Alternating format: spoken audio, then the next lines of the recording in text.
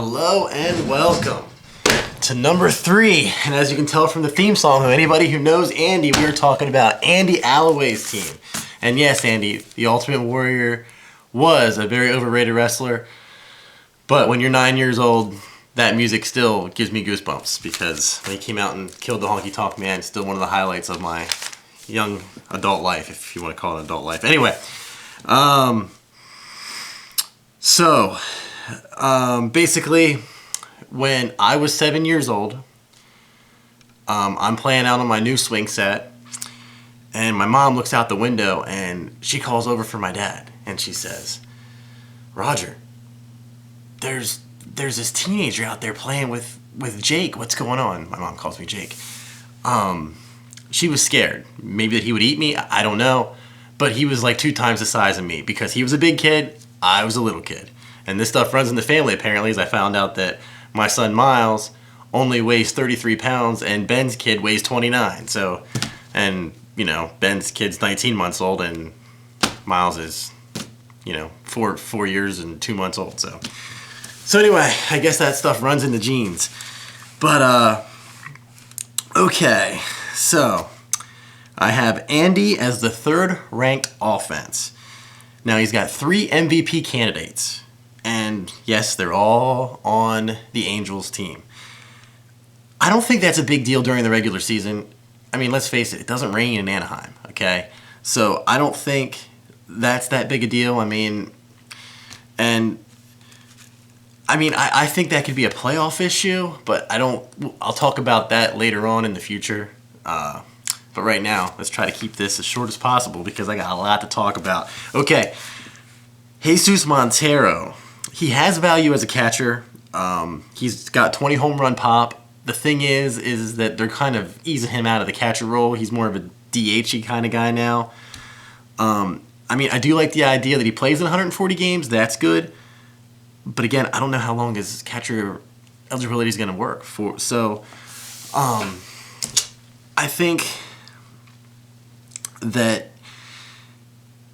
you really should look for a new catcher in the future. I mean, right now, Montero will be okay, but I think, there's going to be a time where you're going to need somebody new, and Andy knows that, I'm sure. Okay, let's go to first base. Pujols. He hit 285, 30 home runs, and 105 RBIs last year, and that was considered a down year. Now let's put Josh Hamilton in that lineup and see what he does. I mean, he's going to do even better, and I know he's old, and I know, Ben's telling me he's 2 years older than what he really is. I don't care. I don't care if he's 35. It doesn't matter. Put Hamilton behind him. He's going to hit like ridiculous, or vice versa. It doesn't matter. Now, the backups at first base, basically Carter is going to be an Adam Dunn Jr. because he's going to hit 220, have 30 home runs, but he does walk a lot. So he has a good on-base percentage, and now he gets to hit in Arizona as opposed to Oakland where nobody can hit. So I actually really do like Carter. I don't like Bell. I'm sorry. I mean, he had 7 home runs in 145 games last year. I mean, I don't care where he's hitting. I mean, come on, hit some home runs, have some sort of power. I know he's ripping up the spring, but anybody that's seen the Major League movie, you're hitting off of guys who's going to be bagging groceries. So it doesn't matter. Howard, he only had a 295 on base percentage last year, which really scares me. I know he was hurt, and he still is kind of hurt. He still can't move. 33 home runs. He's 33 years old, so he's not like he's past his prime and he's completely gone. But I could see him having in the low 30s in the home run category. I don't know exactly what you're going to get out of him, but he's a good backup for Pujols in case Pujols gets hurt. I mean, I guess that would be the worst case scenario for him. There's a line here about Aaron Hill. His sporadic awfulness is very worrisome for fantasy owners because sometimes he just goes off and cannot hit. It's really surprising to me that he hit 302 last year. That's not going to happen again. So take him back down to the 250, 260 range. I mean, he's always going to have some power, which is definite value for second base. But I do expect a drawback for Hill this year. The busts are the Colombian drug lord shortstops, Espinoza and Escobar. Okay, I mean Espinoza is a switch hitter who basically he can't hit from the left side. I mean he puts up these great numbers right-handed, but he can't hit left. He can't hit when he's hitting righties. So Steve Lombardozzi is going to get some of his at bats by the end of the year. So I don't really like Espinoza. And at first, when I heard Escobar was going to go to Tampa Bay, I thought that was kind of exciting and a good move for him. But the more I thought about it, Tampa Bay's so deep with those, the Sean Rodriguez's, Ben Zobrist of the world. I don't know that they're going to have the patience for Escobar shenanigans. You know what I'm saying? So I don't know if Escobar's going to be playing that much, to be honest. Moving on, Moustakas. He's going to hit you 20 home runs, but he doesn't walk. I mean, anybody that has an on-base percentage of under 300 just is not a fantasy option, unless you have a lot of other guys who can help you out there.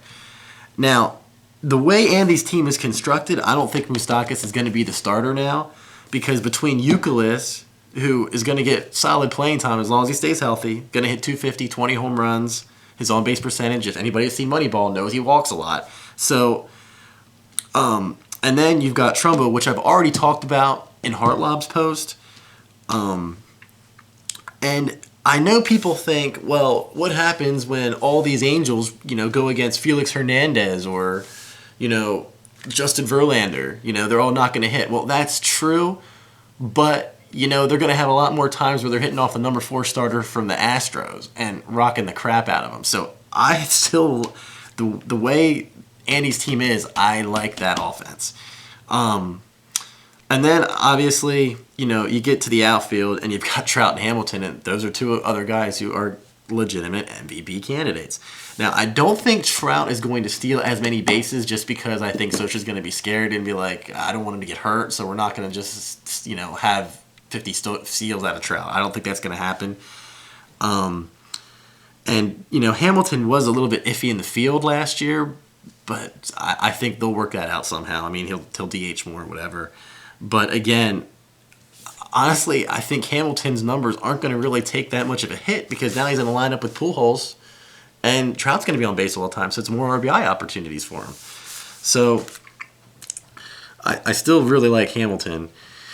Ellsbury, obviously, he's always a health risk. I don't think 2011 is ever going to happen again, but he's still a 2020 guy if he can stay healthy. And, that supplement, that's good for his team. Starling Marte, he's a 30 steal guy, 15 home run power. I don't think he walks enough to be at the top of that Pirate order, but he's going to be anyway. He's got to do better than 257, I think, to be an above average fantasy player. But the way Andy's team is constructed, he can have all these little average guys around the superstars and be okay. My sleeper is actually funny. It's Ichiro. He's 39, but 15 homers and 35 stolen bases is a legit possibility because he is so freaking durable. People don't understand how much this guy plays. He played 162 games last year when he was 38 years old. That's ridiculous. So now he's 39, but dude's a freak. He's going to play, and he's going to play all the time. I think Leonys Martin might be a 4A player, to be honest. I'm looking at his numbers, and he really seems really overwhelmed in the major league level. And now he's going to have to, replace Josh Hamilton, which, of course, he has no chance of doing. So I don't look for Martin to be the answer there for Texas. I could be wrong, but we will see. So now we get to the pitching. Now, obviously, Andy's offense is way better than his horrible pitching staff, and I'm sure Andy knows it. Pettit, at best, gets 25 starts, but umpires respect him because he's been around forever. He was 13-6. I mean, basically, out of the 25 starts, you can expect a 13-6 record. But his numbers are good. He doesn't walk guys, and again, that might be because of the umpires, and he strikes out more than you would think for being such an old guy. I guess he's just tricky.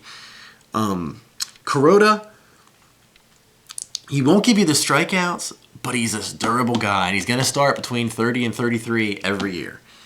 And he's going to win 14 or 15 games. And I know you guys don't think so because you think the Yankees are horrible. I have my Yankee stuff on for Alloway. This is Alloway's post. So,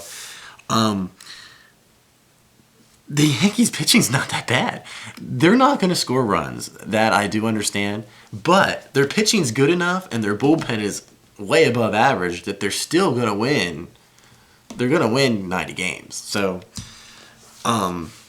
I do think that Pettit and Kuroda are good fantasy pitchers. They're not great, but they're good.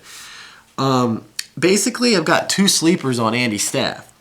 Estrada, in 23 starts, was only 5-7, and he had an ERA in the threes and a WHIP of 114. Those numbers are better than 5-7. And a lot of that had to do with the Milwaukee bullpen, which I don't really know if that's been addressed much in the offseason. I haven't been following it closely to say that. But either way, that's bad luck. If you're 5-7 out of 23 starts with those kind of numbers, he's better than that. And AJ Griffin's interesting to me because even though it was his rookie year, he was better on the road than he was at home. And that doesn't make sense because, the Coliseum is a horrible place to hit.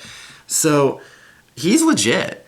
Now, his low Ks are sort of worrisome if you're a fantasy owner, but he's doing something right if he's better on the road than at home. I don't know. So I like AJ Griffin. The bust is Miguel Gonzalez. Okay, Oriole fans. Okay, if you're 28 and it takes you that long to get to the majors, there's something wrong with you. Not to mention, he had a 6.17 ERA at AA. So unless some pitching coach got in his ear and made some drastic change that he is now suddenly this great pitcher, I'm not buying Miguel Gonzalez. Could be wrong. I doubt it. Miley, his numbers were way too good for Arizona. He's not a strikeout pitcher. So I expect his numbers to come back to earth a little bit. I'm not a big fan of Miley this year. I mean, he'll be okay, but nothing spectacular. Getting to the bullpen, Street had an amazing year last year, and as long as he's healthy, he's always put up good numbers. Betancourt, very good for saves. I mean, he's consistent. He doesn't have, he strikes out about one an inning, which is sort of, I guess, like average for a closer. But I think, honestly, the strength of Andy's bullpen are his two setup guys because both Pistano and Jansen they both should be closing for their teams. And yes, Andy, I agree with you. There's no reason why Jansen's not closing for the Dodgers. And it's not Don Mattingly's fault. It's the GM's fault for actually giving Brandon League all this closer money. I don't understand what they were thinking. That makes no sense to me. I mean, League's career whip's 136. He is not going to close all year. It's not going to work out. Unless I'm completely wrong. I don't buy it. I think by the second half of the year, Jansen's going to be closing. And Pistano has way better stuff than Perez. Perez, how he's been a closer for as long as he is, it baffles me. But, so I do have his bullpen ranked as fourth best, and yeah, I've gotten a lot of flack for that. But either way, the strength of Andy's team is hitting. It's no surprise to anyone. Andy can finish in first place if he addresses the pitching staff throughout the season. Just because he's got some of these other guys like... Well, actually, I forgot to talk about Cashner in there. Cashner's only a 6-inning pitcher. So he does strike out a lot, but he walks way too many. So I don't like Cashner. I mean, Cashner's like Rich Harden at best. And I don't think he has the kind of strikeout stuff that Rich Harden had at his prime, okay? And maybe he might be injury prone like, Harden was his whole career. I'm not buying Cashner. And that's the kind of guy that Andy is probably not going to keep throughout the season, especially when he starts realizing how he needs to upgrade the pitching staff. So Andy can finish in first place if he gets better pitching. Basically, the only way Andy ends up like a Detweiler is if the Angels have a plane crash. If that happens and all the Angel players die, I believe that Andy would be screwed. That he wouldn't make the playoffs. So there you go. I agree with Torres. I say way too much. I don't know how to stop that.